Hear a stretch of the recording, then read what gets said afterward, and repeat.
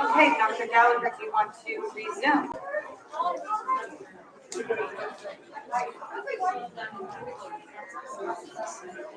Yes, I'd like to ask the board to consider the rest of the certificate personnel items, please.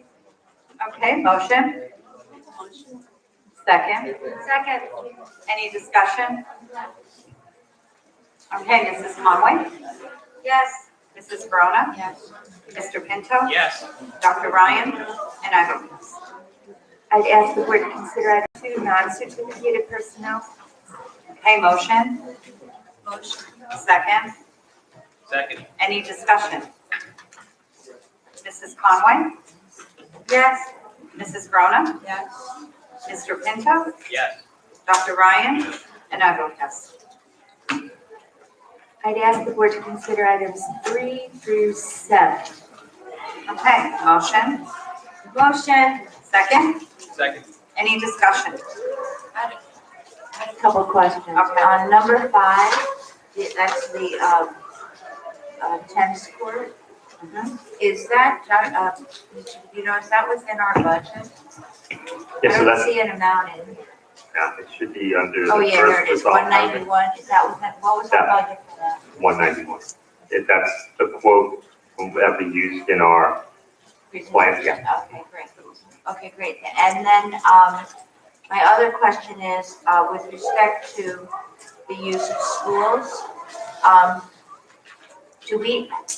are we easing up on our COVID restrictions, or we have the same COVID restrictions for use of schools?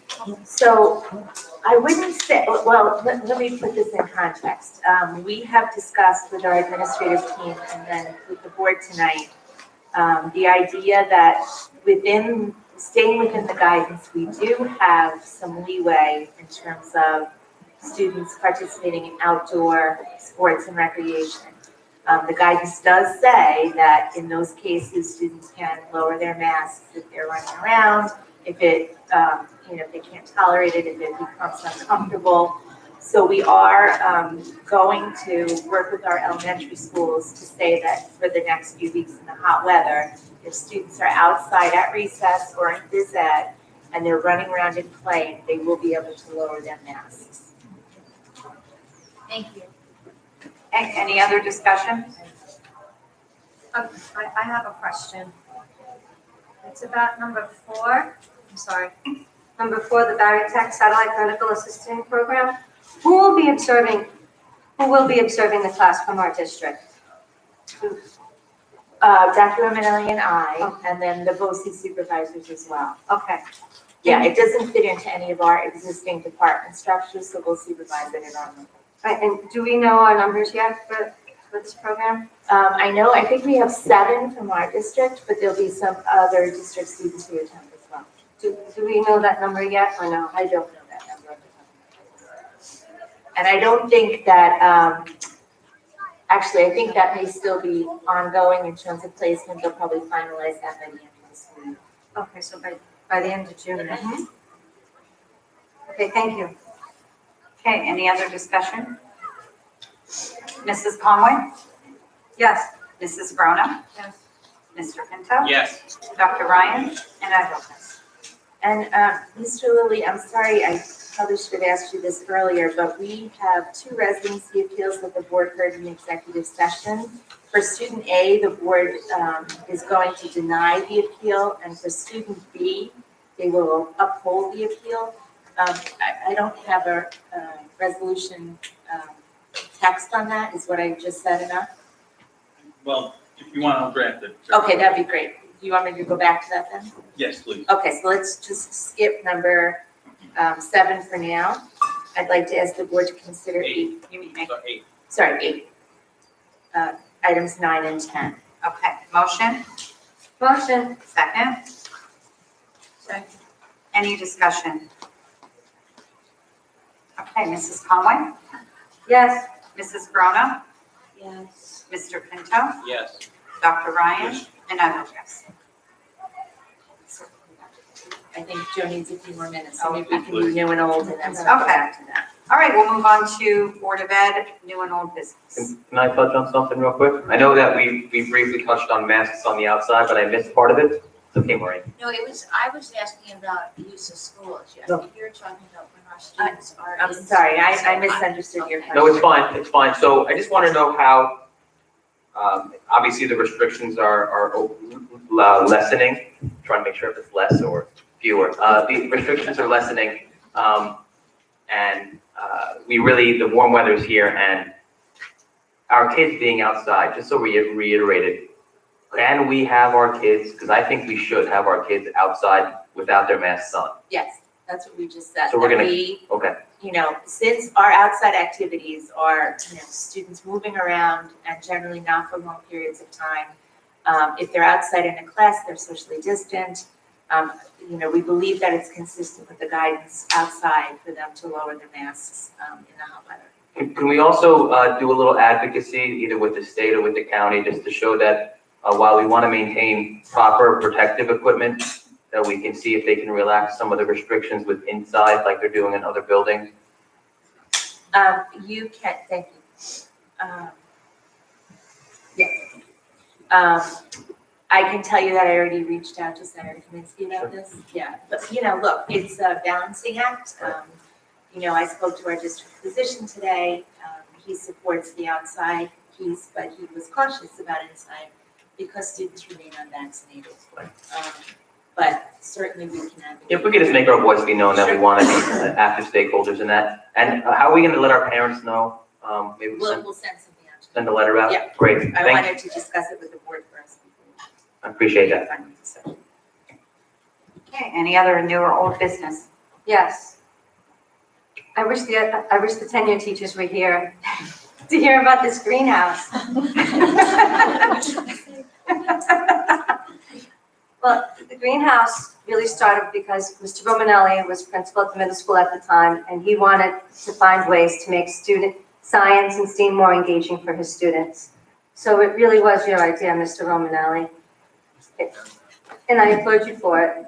Well, I would say that it was, a commitment of the team wanting to provide more hands-on learning experiences for the students, and it would not have been possible without middle school PTA funding that, so thank you, Mrs. Conlon. Thank you. Well, it was people like Laura Phillips and Joanne Myers, and Beth Smith, and Heather Locascio who went out into the community and they helped to fundraise. And Mrs. Bloom and myself, we all went out and fundraised, and the community saw that it was very important to our students. And to see it in real life, I wish they all could have been there. The students were so engaged, motivated. They could not stop talking about their Venus flytraps, how they built their tables, their radiation experiments. It really made science come to life for them. So I'm really hoping that this greenhouse will bring science to life for them even when they go beyond middle school to the high school, because they'll start to see the real life applications. And I want to applaud Dr. Gallagher and her team, our teachers and her staff for making it possible, especially in light of COVID. It is a very difficult task. So I know that that was an act that really put our children's needs first. So thank you for that. Mrs. Conley, can I just jump in too? At our next Board of Ed meeting, we'll be outlining our plan for some of the federal grant money that we've been allocated. As you know, a large portion of that is supposed to go towards student engagement and student learning. And we actually have plans to expand the greenhouse program to our elementaries. And we have some additional STEM initiatives to put in. Ms. Tercy and Dr. Romanelli and I actually had a long conversation today with a gentleman who wants to help us send a student experimenter to space, which will not happen next year, but perhaps the following year. But we have really exciting things happening, and I think you saw that in the presentation tonight. Well, I think it's wonderful because we have our sports, we have our theater, and now we have science. It's STEM, STEAM, we have our hands-on, so we really are helping all students learn. Wait, can I interrupt you on that? Sorry. Sure. So I just want to give a little bit of shout out to you as well on this, on your persistence and perseverance. I know the rest of the board probably and the administration and all the other parents agree. You've been, as with the rest of the team, you've been a real shining star in pushing this and pushing us, pushing the administration and pushing keeping the PTA motivated. So just to give you a shout out on this as well, I think you definitely do that. Thank you. About that. One more thing, if I could make a request on the greenhouse, if we can incorporate an aspect of it for our personal use, if we can start growing or introduce our greenhouse to maybe have its stuff end up in our cafeteria. They were actually, I talked to Mr. Frost about that, and he's already way ahead. That's what he's thinking of, so it's, That'll be our next, one of our next steps, hopefully. yes. Great. Speaking of hands-on, I also had the pleasure to go to the car show, where students didn't just learn about physics, they actually got to apply physics. And I saw Dr. Kylie Renton there as well. The laser cutter machine that they created there, keychains, and then all the different cars, and then if you stood there and spoke to the students about the cars, their knowledge just amazed me. It really shows how we are as a district teaching all learners and making what they're reading in books hands-on, and they're really seeing this real life applications. It was a wonderful time. But I just have two questions, and then I'll let my other trustees, my fellow trustees talk. My first question is, how is the district monitoring the child abuse and neglect cases? So, you know, during the course of virtual learning, I really have to say, we really did our due diligence in terms of home visits, following up with any students that we had any sense were in any difficulty. And now, especially as students return, and we've seen some issues with students who maybe were suffering from neglect, we have reported consistently throughout the pandemic through the social service agencies, CPS. We've advocated for students through the courts, and we've been able to get parents help when they were struggling with mental illness. So kudos to our PPS department, to our deans who did more home visits than you can imagine, to our social workers and psychologists, especially our homeless liaison and elementary social worker, Ms. Bernadina Warren at Garden. I feel that we've really done an excellent job at trying to stay on top of those kids whom we knew were at risk, especially when they were virtual. I think, you know, the overall reporting of child abuse cases, I'm sure you saw the statistics went down over the past year because kids weren't in school and people weren't picking up on it. We did not see that trend. The numbers trended about the same as when we came to school. Okay, thank you. And we're very appreciative of the efforts of our PPS staff. We know that it's not an easy task to do, but it's a very important one, so thank you. My next question and my last question really is in hopes that we will all be, most students will be in person next year. How is the district planning on helping the transition for the students who are virtual to in-person? A great question. We've had a lot of conversations about this over the past few weeks. This year, and you know, we're especially looking at our elementary students. You know, some of them left pre-K and will be going to a different school in first grade when they return, or left as a little third grader and are going back in fifth grade having gone through puberty. So, and you know, for little ones especially, if they've missed a year and a half in a place, they don't even remember much of what it looks like. So our elementary principals are reaching out to all of our virtual students, and they'll be invited back to some end of the year fun events with their, you know, with their in-person classmates. It differs a little bit by building because the events have a little different flavor, but they'll be invited back through that. And then we've also discussed in the fall, and this would be, you know, universal, even with the secondary students, perhaps giving a day when students can come back, if there's no one in the building yet, perhaps come back with their parents, just walk around, remember where things are, remember what that looks like, and then also planning some SEL activities for them, you know, in the fall as well. You know, again, for elementary, if they've been home for a year and a half, they're used to eating all morning whenever they want. They're used to not having to sit still necessarily for long periods of time. So, you know, the things that we take for granted, the reentry, I think may be difficult. And we still have we have almost 500 students who are remote, so it's a significant number. So we have some plans in place and we'll be perfecting some other plans. Because I know in kindergarten, a lot of times children come in crying. And I was thinking about when they were kindergarten or first grade and they were home all year, how difficult the transition is going to be. So you'll let us know at future events where, thank you. And thank you for your Kindergarten answers. kids that come in crying, they usually attach to the parents that are crying. Yes, That's the problem. that's very true. Having done kindergarten screening for 30 years, I can say that. Or they're runners, Dr. Ryan, and I can tell you from experience, they're pretty quick. Mine did not cry, but I did. There's truth there. Okay. Any other new or old business? I have a couple of questions. I look forward to our presentation, which you just mentioned, Dr. Gallagher, next time on our use of the federal grant money. And I went to a little seminar about it, much of which I did not understand. But so when we do that presentation, I understand you're going to tell us, you said you're going to talk about what we're going to do with it. But one of the things that they said over and over and over again was, how are you going to sustain this after 3 years? This is grant money, it's going to be here for 3 years, and then it's going to be gone.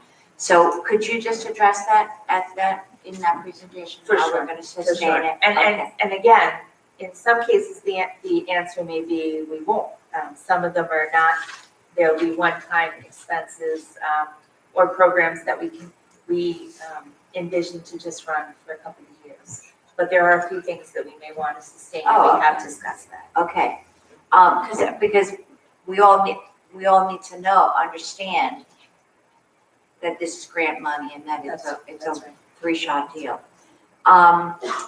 Okay, we had, I think we had heard from Mr. DeVito that while some changes have been made in the food service area, that our deficit I couldn't exactly understand, that the deficit is either staying the same or increasing. Could you give us a little bit of an update on that? Sure. As the board knows, we have a line item in our general fund budget to cover what we anticipate to be the gap between revenue and expenses on an annual basis. For the current year, that line item, or subsidy, you can call it, is $250,000, and it was consistent with what was happening in the program over the past couple of years in terms of that grant gap reducing. Unfortunately, this year, because half of our high school students and half of our middle school students were home each day, we were running a hybrid model.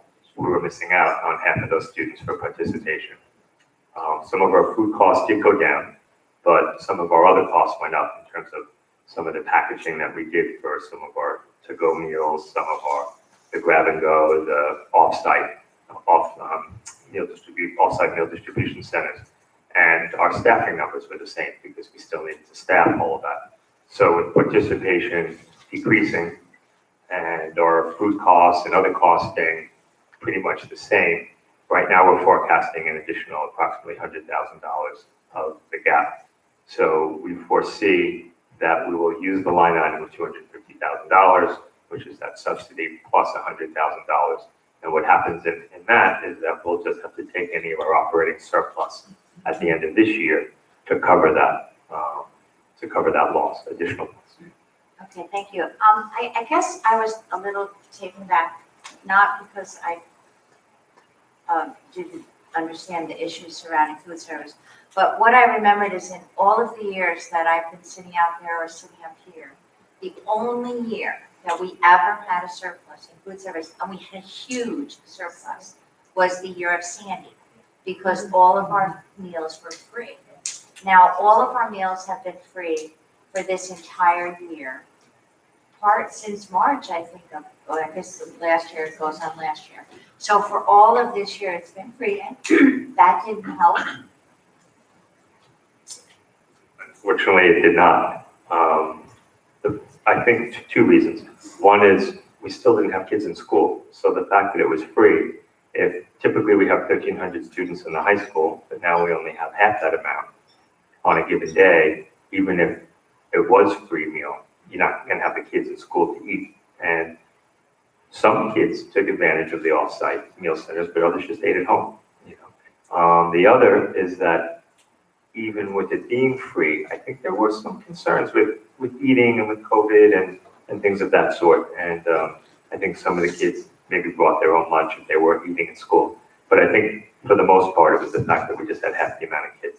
Because our high school numbers really dropped this year. I mean, that's where we really saw the biggest drop, was in high school. The elementary school was a mixed bag. And some of that you can say was COVID, but the high school, middle school wasn't as bad. The high school numbers really dropped. Thank you.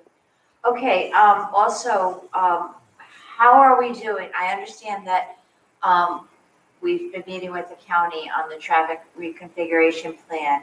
And I'm just wondering, are we, because I haven't seen that we put that out to bid yet.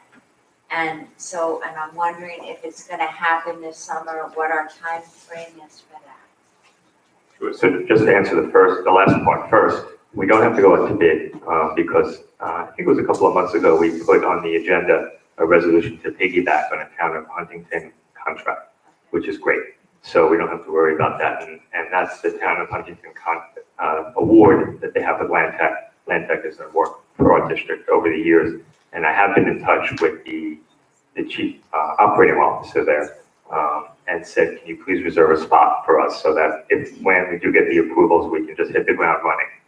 Unfortunately, we still don't know when that's going to be. And let me tell you what's been happening is that there's this 239F process. And what happens with the 239F process is that we submit our plans, meaning we, the district, the architect and engineering team, submits it on our behalf. The county departments have a chance to review it. They give us comments.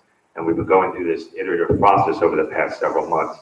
What happened of late is that they added additional comments that they didn't give us at the beginning, which is hard for us because if we had received those comments at the beginning, then maybe we would have had time to work through it. But they gave us some comments last week based on the fact that they asked us to narrow the entrance and exit at the light so that it was safer for pedestrians. So right now, if you're heading west on Lido Boulevard and you make a right into the golf course, there's like an automatic right lane where you don't have to stop at the traffic light. You can turn right into the golf course. The county didn't want us to keep that. They wanted us to turn that into a traditional light corner where you have to make a hard right if you're coming into the golf course because they feel it's safer for pedestrians. They didn't want it to be.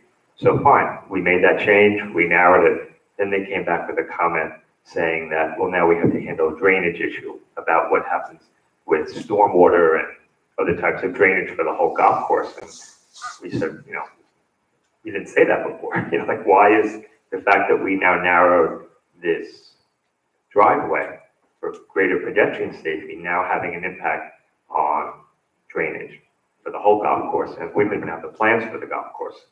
So our construction counsel, Keith Corbett, said that he's going to work with his contacts at the county and the town to see if there's any way that they can find other solutions to that drainage issue so that that new comment would maybe go away. And they'll just approve the plans based on the new driveway for greater pedestrian safety, and then we can start working this summer. So it's hard. It's hard when, you know, you're working, something's out of control and they have that power to say, no, we need this, we need that, we need the other thing. So how much longer will Land Tech reserve us a spot without the permits before they? My concern, and I just want, you know, it's nothing in our control, so I'm not, you know, saying that. But my concern is that people are expecting the work to be done this summer, and I'm nervous that if the county doesn't get the approvals to us, that we're not gonna be able to comply with that. So it makes it more complicated. In talking to the architect about possible alternatives, one idea is, you know, for the golf course, the fall, late fall is actually the slowest time of year. So we may be able to do, if we for some reason can't do any of the work this summer, or we started late, you know, we may be able to do it in two parts where we do some of the work on the golf course side, create the driveway while the golf course is slow, and then resume and finish up in the early part of next summer for the Lido part. Ideally, that's not the best option. But Mr. Grillo, our architect, said, let's see what happens. One more week, and then if not, we'll call Land Tech and say, well, what's your drop dead date that, you have to commit resources elsewhere. So we're gonna give it one more week and see if Mr. Corbett can do work some magic with his contacts over in the county and the town to see if they'll approve it, and then we'll be okay. But I'll keep the board posted. I've been keeping you posted on a weekly basis. I'll continue to do that. Okay, my last question is about, I also went to a little seminar on civics in New York State and changes to the social studies curriculum with respect to civics.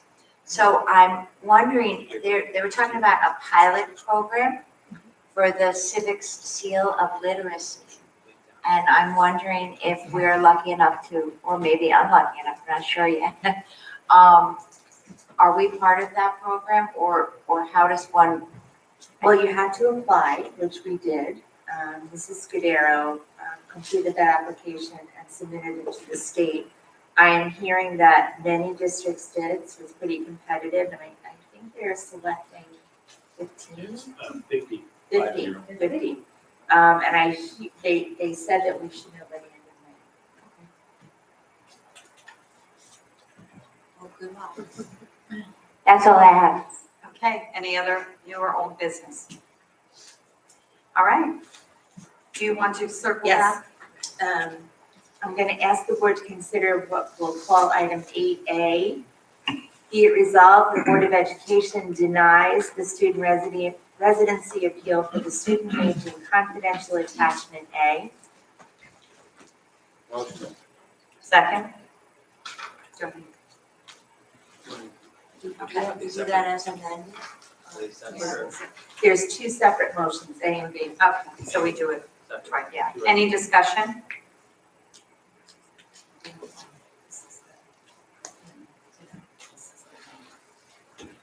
Discussion? I'm good. Mrs. Conway? Yes. Mrs. Verona? Yes. Mr. Pinto? Yes. Dr. Ryan? Yes. And I vote yes. And then item 8B, be it resolved, the Board of Education grants the student residency appeal for the student named in confidential attachment B. Okay, motion. Second. All right, any discussion? Mrs. Conway? Yes. Mrs. Verona? Yes. Mr. Pinto? Yes. Dr. Ryan? Yes. And I vote yes. All right. Any questions and comments from the public on any topic?